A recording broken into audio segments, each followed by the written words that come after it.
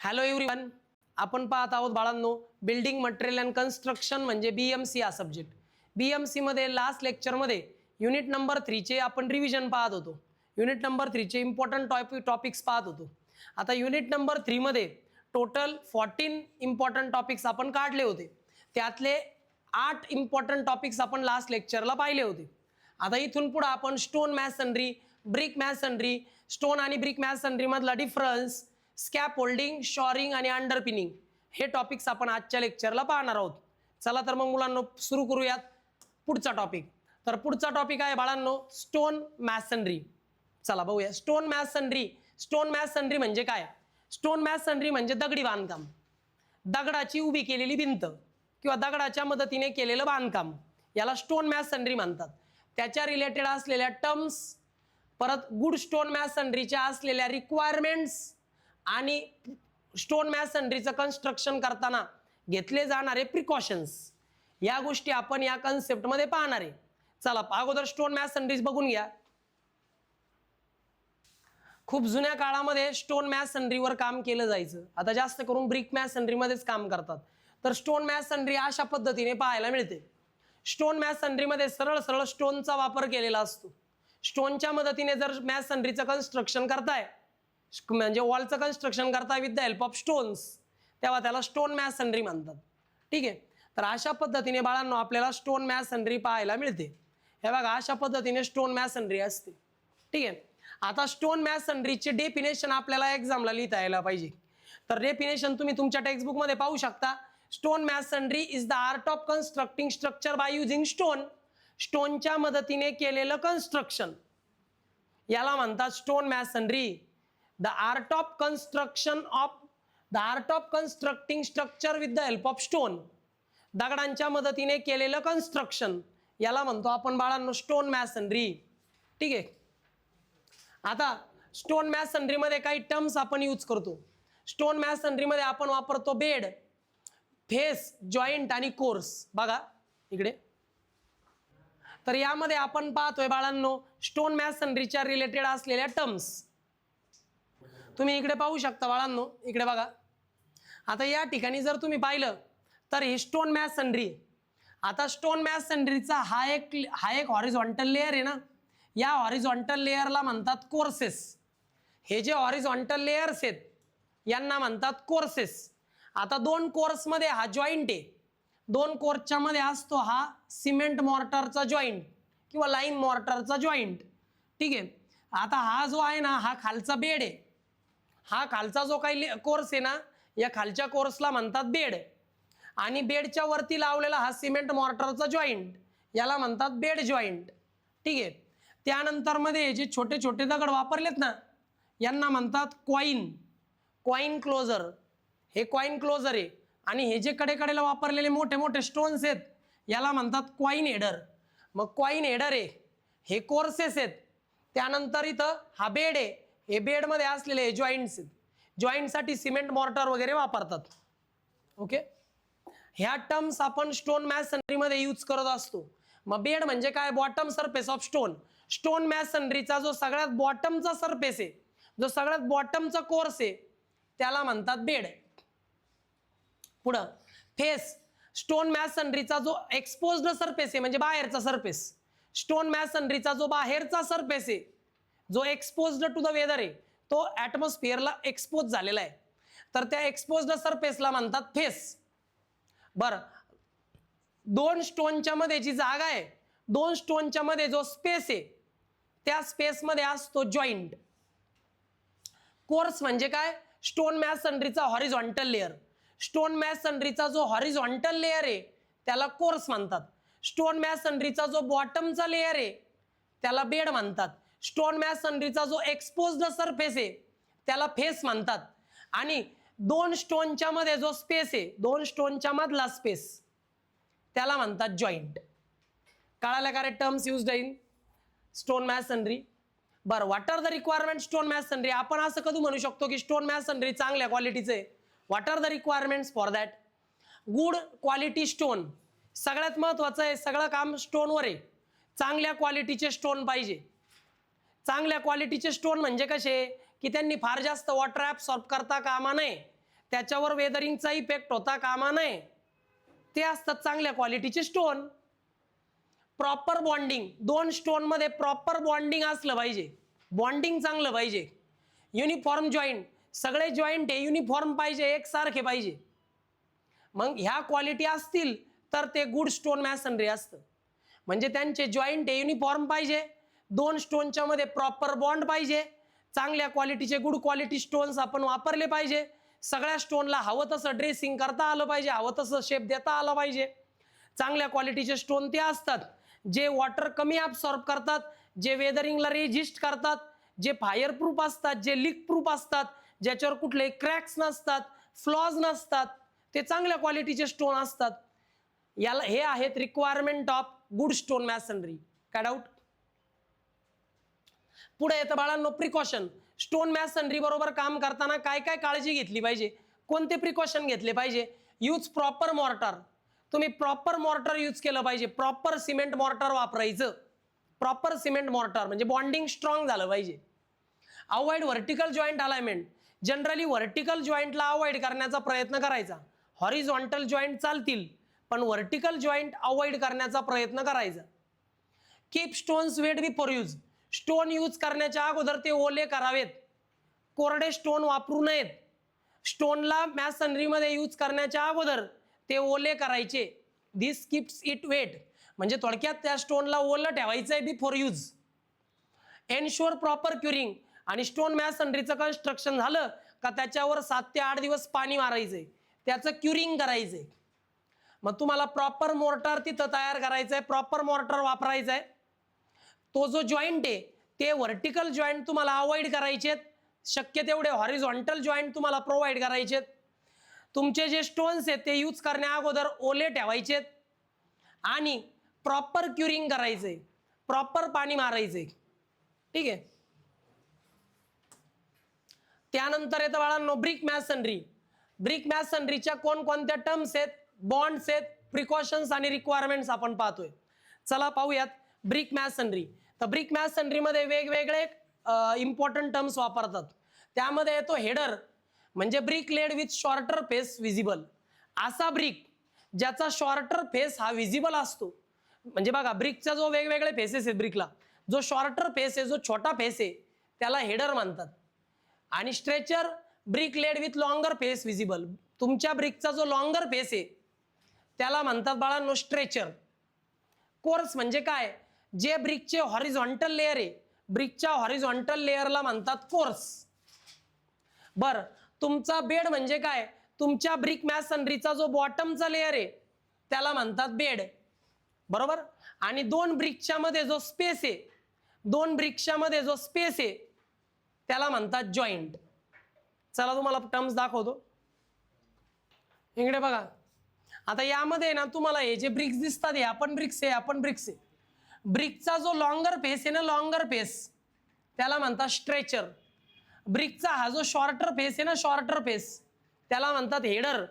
ब्रिकमध्ये हे जे horizontal layer आहेत, ब्रिक मॅसनरीचे हॉरिझॉन्टल लेयर त्याला म्हणतात कोर्स. आणि सगळ्यात बॉटमचा जो कोर्स आहे, हॉरिझॉन्टल बॉटमचा लेयर त्याला म्हणतात बाळांनो बेड. मग बेड, कोर्स, हेडर, स्ट्रेचर हे आहेत कन्सेप्ट. ठीक आहे. अशा पद्धतीने बाळांनो आपण ब्रिकचं काय करतो, कन्स्ट्रक्शन. हे बघा इथं पाहिलं तरी कळन. ब्रिकची फिगर तुम्हाला ड्रॉ करायची आहे. ब्रिकच्या वरती असतो एक छोटासा खड्डा, छोटासा पोर्शन असतो, हॉलो पोर्शन, त्याला म्हणतात फ्रॉग. हा जो शॉर्टर स्पॅन आहे, शॉर्टर फेस याला म्हणतात हेडर. हा जो लॉंगर फेस आहे याला म्हणतात स्ट्रेचर. ठीक आहे. हॉरिझॉन्टल लेयर जर असेल ब्रिकचा हॉरिझॉन्टल लेयर, तर ब्रिकच्या हॉरिझॉन्टल लेयरला काय म्हणतात, कोर्स. बॉटमचा जो हॉरिझॉन्टल लेयर आहे त्याला म्हणतात बेड. आणि त्या दोन लेयर मध्ये जो सिमेंट मॉर्टरचा जॉईंट आहे तो आहे तुमचा जॉईंट. हे टर्म्स यूज केल्या जातात. सेम त्याच टर्म्स आहेत ज्या स्टोन मॅसनरी मध्ये यूज केल्या जातात. पुढे येतं बाळांनो टाइप्स ऑफ बॉन्ड. आता ब्रिक मध्ये वेगवेगळ्या प्रकारचे बॉन्ड असतात. Stretcher bond. जर हाफ ब्रिक वॉल असेल, half brick wall, half brick वॉलमध्ये स्ट्रेचर बॉन्ड वापरतात. जर त्या ठिकाणी थिक वॉल असेल, भिंतीची जाडी जास्त आहे, तर थिक वॉलमध्ये हेडर बॉन्ड वापरतात. काय वापरतात? Header bond. त्यानंतर इंग्लिश बॉन्ड, अल्टरनेटिव्ह हेडर आणि स्ट्रेचर आहे. एका बाजूला हेडर परत स्ट्रेचर, परत हेडर परत स्ट्रेचर असं असेल तर तिथं इंग्लिश बॉन्ड असतो. त्यानंतर हेडर आणि स्ट्रेचर हे एका सेम कोर्समध्ये, म्हणजे सगळे हेडर एका कोर्समध्ये, सगळे स्ट्रेचर एका कोर्समध्ये, तिथं फ्लेमिश बॉन्ड असतो. फ्लेमिश बॉन्ड त्याच्यामध्ये पण सिंगल फ्लेमिश बॉन्ड असतो आणि डबल फ्लेमिश बॉन्ड असतो. ब्रिक मॅसनरीत प्रोव्हाइड केले जाणारे हे वेगवेगळे टाइप्स ऑफ बॉन्ड. ओके. जर हाफ ब्रिक वॉल असेल, हाफ ब्रिक वॉल ज्याच्यामध्ये सगळ्या विटा अशा उभ्या ठेवल्या, आडव्या ठेवल्या जातात अशा, हाफ ब्रिक वॉल असेल तर स्ट्रेचर बॉन्ड. फुल ब्रिक वॉल म्हणजे थिकनेस, वॉलची थिकनेस जास्त आहे, जास्त स्ट्रॉंग वॉल आपल्याला हवी आहे, तर थिक वॉल असेल तर हेडर बॉन्ड. अल्टरनेटिव्ह हेडर आणि अल्टरनेटिव्ह स्ट्रेचर असेल, हेडर नंतर स्ट्रेचर, स्ट्रेचर नंतर पुन्हा हेडर, तर तिथं इंग्लिश बॉन्ड. हेडर आणि स्ट्रेचर सेम कोर्समध्ये असतील, सगळे हेडर एका कोर्समध्ये, सगळे स्ट्रेचर एका कोर्समध्ये, तर त्याला म्हणतात फ्लेमिश बॉन्ड. त्याच्यामध्ये पण सिंगल आणि डबल फ्लेमिश असतात. तुम्हाला इथे लक्षात येईल पहा, दिसतंय का? सगळे स्ट्रेचर एका साईडला आहे, म्हणजे सगळे जी लॉंगर फेस आहेत ना, ते सगळ्या लॉंगर फेस पासून बनवलेली ब्रिक वॉल आहे. ब्रिक मॅसनरीमध्ये सगळे स्ट्रेचर असतील तर त्याच्या स्ट्रेचर बॉन्ड. ब्रिक मॅसनरीमध्ये सगळे हेडर असतील तर हेडर बॉन्ड. आणि ब्रिक मॅसनरीमध्ये एक स्ट्रेचर एक हेडर, एक स्ट्रेचर एक हेडर, तिथं असतो फ्लेमिश बॉन्ड. त्याच्यानंतर इंग्लिश बॉन्डमध्ये एका रो मध्ये सगळे स्ट्रेचर आणि एका रो मध्ये सगळे हेडर दिसतात. हे सगळे स्ट्रेचर आहेत, हे सगळे हेडर आहेत, मग तिथं असतो इंग्लिश बॉन्ड. असे टाइप्स वेगवेगळे प्रोव्हाइड केले जातात. याच्या फिगर तुम्हाला करणं फार गरजेचं आहे. टाइप्स ऑफ बॉन्ड हमखास एक्झामला येतं. त्यानंतर येतं requirements of good brick masonry. Good brick मॅसनरीच्या रिक्वायरमेंट काय? आपण असं केव्हा म्हणू शकतो की ब्रिक मॅसनरी चांगली आहे? बघा, very use well burn brick quality bricks. Generally first class brick आपण वापरतो, हाय क्वालिटी ब्रिक्स आपण वापरल्या पाहिजे. चांगल्या भाजलेल्या वेल बर्न ब्रिक्स आपण यूज करायला पाहिजे. चांगल्या भाजलेल्या विटा वापरायला पाहिजे. प्रॉपर मॉर्टर मिक्स, परत जे काही सिमेंट मॉर्टर आपण वापरतोय त्याचं मिक्सचर प्रॉपर पाहिजे. प्रॉपर मिक्सिंग करायचं, प्रत्येकाचं प्रपोर्शन व्यवस्थित घ्यायचं. युनिफॉर्म जॉईंट, सगळे जॉईंट हे युनिफॉर्म पाहिजे. जनरली प्रत्येक जॉईंटची थिकनेस 10 mm पाहिजे, 1 सेंटीमीटर. त्यानंतर प्रॉपर बॉन्डिंग पॅटर्न, बॉन्डिंगचा पॅटर्न प्रॉपर पाहिजे. सगळीकडे इंग्लिश बॉन्ड असेल तर चालेल, सगळीकडे फ्लेमिश बॉन्ड असेल तर चालेल, पण काही भागात इंग्लिश बॉन्ड आहे, काही भागात फ्लेमिश बॉन्ड आहे असं नको. म्हणजे बॉन्डिंगचा पॅटर्न हा प्रॉपर पाहिजे. व्हर्टिकल अलाइनमेंट म्हणजे प्लम लाईन व्हर्टिकलच पाहिजे. कधी कधी ब्रिक मॅसनरी अशी तिरकी होते, अशी तिरकी, मग ब्रिक मॅसनरी कशी पाहिजे? व्हर्टिकल. मग brick masonry should be vertical alignment, तिची व्हर्टिकल अलाइनमेंट प्रॉपर पाहिजे. बॉन्डिंगचा पॅटर्न प्रॉपर पाहिजे. सगळे जॉईंट हे युनिफॉर्म पाहिजे. प्रॉपर मॉर्टरचं मिक्स पाहिजे. आणि वेल बर्न्ड मिक्स, वेल बर्न क्वालिटी ब्रिक्स म्हणजे फर्स्ट क्लास ब्रिक्स आपण यूज केल्या पाहिजे. मग आपण म्हणू शकतो की ती जी ब्रिक मॅसनरी आहे ती हाय क्वालिटीची. कळालं?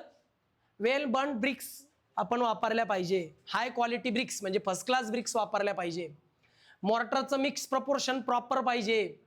त्यानंतर युनिफॉर्म जॉईंट तिथे असायला पाहिजे. बॉन्डिंगचा पॅटर्न प्रॉपर पाहिजे. व्हर्टिकल अलाइनमेंट चांगली पाहिजे, म्हणजे तुमची भिंत परफेक्टली व्हर्टिकल पाहिजे, इन्क्लाइंड नको. बरं, ब्रिक मॅसनरीच बरोबर काम करताना कोणकोणते प्रिकॉशन घेतले पाहिजे, काळजी घेतली पाहिजे? Soak bricks before use. लक्षात ठेवा, त्या ब्रिक्स वापरण्याच्या अगोदर सुकवा, कारण विटांवर जनरली आपण पाणी मारतो. मग ब्रिक मॅसनरीमध्ये विटा वापरण्याच्या अगोदर त्या थोड्या सुकवायच्या, त्या थोड्या सुकल्या पाहिजेत. ओल्या विटा वापरू नका. Do not use broken bricks. तुटलेल्या फुटलेल्या विटा वापरायच्या नाहीत. Maintain proper curing. ब्रिक मॅसनरीचं काम पूर्ण झालं की त्याच्यावर प्रॉपर पाणी मारायचं, प्रॉपर क्युरिंग करायचं 7 ते 8 दिवस. Avoid continuous vertical joint. Continuous vertical joint येता कामा नये. व्हर्टिकल खाली व्हर्टिकल जॉईंट आला नाही पाहिजे. अल्टरनेट व्हर्टिकल जॉईंट चालतील, पण कंटिन्युअस व्हर्टिकल जॉईंट नकोय. Ensure level and alignment. बरं, ब्रिक मॅसनरीची लेवलिंग प्रॉपर असली पाहिजे. अलाइनमेंट सुद्धा, व्हर्टिकल अलाइनमेंट सुद्धा प्रॉपर असली पाहिजे. म्हणजे काय की ब्रिक्सला अगोदर सोक करून घ्यायचं, यूज करण्याच्या अगोदर ब्रोकन ब्रिक्स वापरायच्या नाहीत, प्रॉपर क्युरिंग करायचं कमीत कमी 7 ते 8 दिवस, कंटिन्युअस व्हर्टिकल जॉईंट अवॉइड करायचेत आणि लेवलिंग आणि अलाइनमेंट नेहमी चेक करायची. असे प्रिकॉशन्स आणि रिक्वायरमेंट आपण पाहणार. आता ब्रिक मॅसनरी आणि स्टोन मॅसनरीत काय डिफरन्स आहे हमखास एक्झामला येतं बरं का. ब्रिक मॅसनरी जे असतात त्याच्यामध्ये आपण ब्रिक्स वापरतो, ब्रिक मॅसनरीमध्ये आपण ब्रिक्स वापरतो, स्टोन मॅसनरीमध्ये आपण नॅचरल स्टोन्स वापरतो. इथं नॅचरल स्टोन वापरतो, इथं ब्रिक्स वापरतो. ब्रिक ज्या असतात त्या लाईट वेट असतात, हलक्या वजनाच्या असतात, त्यामुळं त्याचं ट्रान्सपोर्टेशन करणं इझी आहे. हे जे स्टोन्स असतात ते हेवी असतात, त्यामुळे यांचं ट्रान्सपोर्टेशन करणं थोडं डिफिकल्ट आहे. ब्रिक मॅसनरी ज्या असतात या ब्रिक मॅसनरीचं कन्स्ट्रक्शन करणं इझी आहे कारण त्याला स्पेसिफिक शेप आहे. पण स्टोन मॅसनरीचं कन्स्ट्रक्शन करायचं तर स्किल्ड लेबर लागतात. स्टोन मॅसनरीचं कन्स्ट्रक्शन करायला स्किल्ड लेबरच लागतात, त्याशिवाय काम करता येत नाही कारण त्यांना स्पेसिफिक शेप नसतो. स्टोनला अगोदर स्पेसिफिक शेप द्यावा लागतो आणि त्यानंतर त्याचं कन्स्ट्रक्शन करतात. थोडक्यात इकडं स्किल्ड लेबर चालतील, इकडं मात्र अनस्किल्ड लेबर सुद्धा व्यवस्थित काम करतात. इकडे ब्रिक ज्या असतात त्या चिपर म्हणजे स्वस्त असतात, नॅचरल स्टोन आहे थोडे कॉस्टली असतात, महाग असतात. बरं, ब्रिक मॅसनरी ड्युरेबल नसते, फार जास्त टिकाऊ नसते. ब्रिक मॅसनरी कमी ड्युरेबल असते, स्टोन मॅसनरी जास्त ड्युरेबल असते, जास्त दिवस टिकते. बरं, ब्रिक ज्या असतात त्या एका युनिफॉर्म साईजमध्ये भेटतात, एक स्पेसिफिक साईज असते 19x9x9 सेंटीमीटर. पण हे जे आहेत हे मॉड्युलर साईजमध्ये, इरेग्युलर शेपमध्ये भेटतात, इरेग्युलर साईजमध्ये भेटतात स्टोन्स. कळाला का रे त्यातला डिफरन्स. ब्रिक मॅसनरीमध्ये ब्रिक्स आहे, स्टोन मॅसनरीमध्ये स्टोन्स आहे. ब्रिक्स या लाईट वेट असतात, स्टोन हे हेवी असतात. यांचं कन्स्ट्रक्शन थोडंसं इझी आहे, स्टोनचं कन्स्ट्रक्शन थोडंसं हार्ड आहे, डिफिकल्ट आहे, स्किल्ड लेबर लागतात. हे जरा चिपर आहेत ब्रिक्स, स्टोन जरा कॉस्टली आहे. हे लेस ड्युरेबल आहे, हे मोर ड्युरेबल आहेत, जास्त टिकाऊ असतात, युनिफॉर्म साईज असते, इरेग्युलर साईज असते. ओके. त्यानंतर येतं बाळांनो स्कॅप होल्डिंग. स्कॅप होल्डिंगची गरज काय, स्कॅप होल्डिंग बघून घ्या काय. हे बघा असं असतं स्कॅप होल्डिंग, आहे की नाही. भिंतीच्या जर तुमची बिल्डिंगची हाईट खूप जास्त आहे आणि तिला तुम्हाला कलर वगैरे द्यायचा आहे तर कडेने ना असं टेम्पररी स्ट्रक्चर उभं करतात, याला आपण ना स्कॅप होल्डिंग म्हणतो. पहा बाळांनो, काय म्हणतो, स्कॅप होल्डिंग. हे बघा असं उभं राहून त्याच्यावर काम केलं जातं, याला स्कॅप होल्डिंग म्हणतात. स्कॅप होल्डिंगची गरज हमखास असते. ओके. मग काय बरं scaffolding. Scaffolding provide support for the workers at height. जर वर्करला हाईटवर काम करायचंय तर वर्करला सपोर्ट प्रोव्हाइड करण्याचं काम स्कॅप होल्डिंग करतं, आहे की नाही. वर्कर हाईटवर काम करतोय ना, इथे पाहू शकता तुम्ही, वर्कर हाईटवर काम करतोय, त्याला सपोर्ट प्रोव्हाइड करायचं काम स्कॅप होल्डिंगचं आहे. ठीक आहे. वर्करला हाईटवर जर सपोर्ट प्रोव्हाइड करायचा आहे तर स्कॅप होल्डिंग तो सपोर्ट प्रोव्हाइड करतो. Used in construction, repair and painting. Generally स्कॅप होल्डिंगचा उपयोग कन्स्ट्रक्शनमध्ये होतो, उंच उंच बिल्डिंगच्या कन्स्ट्रक्शनमध्ये, रिपेअरिंगच्या कामामध्ये, पेंटिंगच्या कामामध्ये स्कॅप होल्डिंगचा वापर करावा लागतो.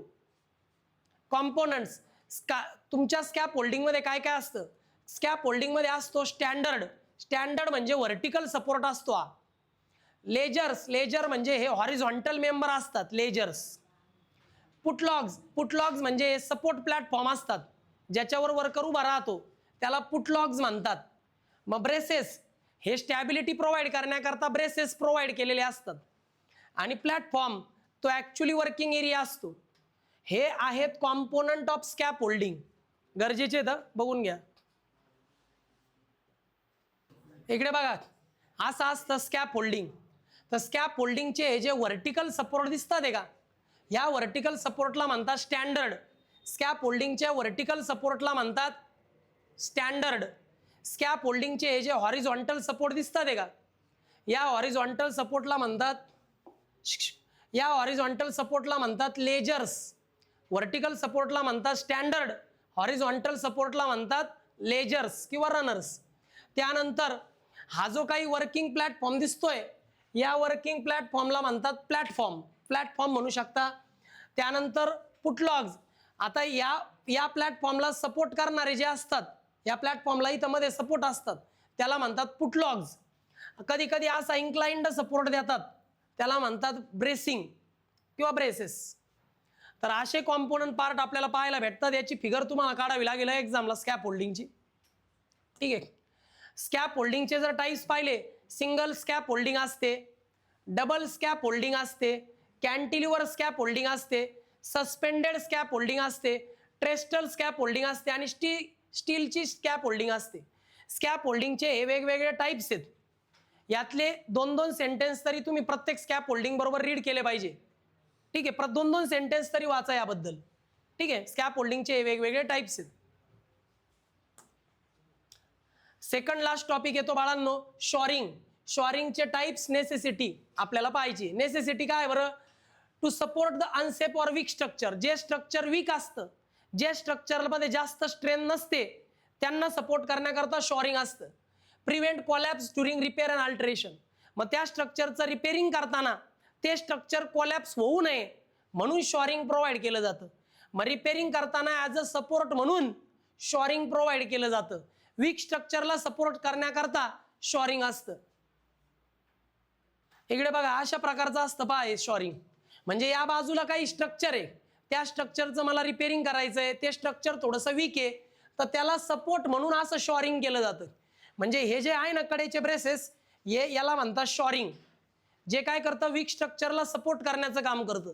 त्यामुळे तुम्ही त्या स्ट्रक्चरचं रिपेअरिंग वगैरे कामं करू शकता. याला म्हणतात बाळांनो शॉरिंग. शॉरिंगचे वेगवेगळे टाईप जर पाहिले तर रेक शॉरिंग, हे इन्क्लाइंड सपोर्ट असतात असे तिरके, जस्ट आत्ता पाहिले तसे. फ्लाइंग शॉर असतात, हे हॉरिझॉन्टल सपोर्ट असतात. Horizontal support between the wall. इकडे एक वॉल आहे इकडे एक वॉल आहे, मध्ये असा शॉरिंग केला जातो, हॉरिझॉन्टल सपोर्ट आहे की नाही. एक्सकेव्हेशन मध्ये करतात generally flying shoring. Dead shore vertical support असतो. जिथं स्लॅबचं कन्स्ट्रक्शन करतात ना नवीन नवीन, तिथं व्हर्टिकल शोअर असतं, म्हणजे डेड शोअर, व्हर्टिकल सपोर्ट. आणि 2 वॉलला जर सपोर्ट करायचं आहे तर फ्लाइंग शॉवर असतो, आणि इन्क्लाइंड सपोर्ट म्हणजे रेकिंग शॉवर असतो. ठीक आहे. हे 3 टाईप आहे शॉरिंगचे. हॉरिझॉन्टल असेल तर फ्लाइंग शॉवर, व्हर्टिकल असेल तर डेड शॉवर, आणि इन्क्लाइंड असेल तर रेक शॉवर. हे शॉरिंगचे नेसेसिटी आणि टाइप्स. आणि शेवटचा टॉपिक आहे बाळांनो या युनिटचा, अंडरपिनिंग. अंडरपिनिंगच्या नेसेसिटी आणि मेथड एक्झामला येतात. अंडरपिनिंग म्हणजे काय बघा, नेसेसिटी काय, स्ट्रेंथेन एक्झिस्टिंग फाउंडेशन. अगोदरच्या फाउंडेशनला स्ट्रेंथ प्रोव्हाइड करण्याकरता अंडरपिनिंग केलं जातं. म्हणजे फाउंडेशन अगोदरच आहे पण त्याला स्ट्रेंथ द्यायची आहे, मग अंडरपिनिंग केलं जातं. Increase load carrying capacity. अंडरपिनिंगमुळे लोड कॅरिंग कॅपॅसिटी वाढते बिल्डिंगची. Repair damaged foundation. डॅमेज्ड फाउंडेशनला रिपेअर करण्याकरता अंडरपिनिंग गरजेचं आहे.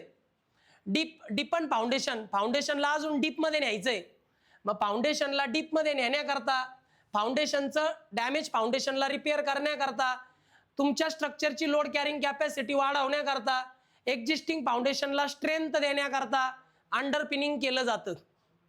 बघा अशा पद्धतीने आपण अंडरपिनिंग करतो. म्हणजे अगोदरच्या फाउंडेशनला स्ट्रेंथ देण्याकरता अंडरपिनिंग असते, किंवा बिल्डिंग स्ट्रक्चरची जी लोड कॅरिंग कॅपॅसिटी ती वाढवायची आहे, तर असं अंडरपिनिंग केलं जातं. अंडरपिनिंग केल्याने काय होतं, अगोदरच्या फाउंडेशनला स्ट्रेंथ मिळते. मग अंडरपिनिंग करण्याच्या वेगवेगळ्या मेथड कोणत्या, तर मास कॉन्क्रीट मेथड ही ट्रेडिशनल मेथड आहे, की खूप सारं कॉन्क्रीट वापरा. खूप सारं कॉन्क्रीट वापरलं की त्या ठिकाणी त्याची स्ट्रेंथ वाढते फाउंडेशनची. Beam and base method. Beam and base method. Mini pile method, छोटे छोटे पाईल घेतले जातात सपोर्टला. Cantilever needle beam method. या 4 मेथडच्या मदतीने तुम्ही अंडरपिनिंग करता आणि तुमच्या फाउंडेशनची स्ट्रेंथ वाढवता, फाउंडेशनची लोड कॅरिंग कॅपॅसिटी वाढवतात, फाउंडेशनला अजून डीपमध्ये नेता. ओके. या मेथडबद्दल तुम्हाला 2-2 सेंटेन्सेस व्यवस्थित वाचायचे. आणि ही जी मेथड आहे मास कॉन्क्रीट मेथड, ही जास्त वेळा एक्झामला येते. ठीक आहे. अशा पद्धतीने बाळांनो तुमचा युनिट नंबर 3 या ठिकाणी एंड होतो.